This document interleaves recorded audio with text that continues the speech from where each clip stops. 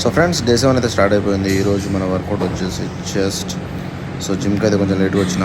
So chest వర్కౌట్లో అయితే PR పెరిగిందని రప్ప రప్ప రప్ప రప్ప రప్ప రప్ప రప్ప అయితే కొట్టి పాట దిగిన. సో చూడండి ఒకసారి.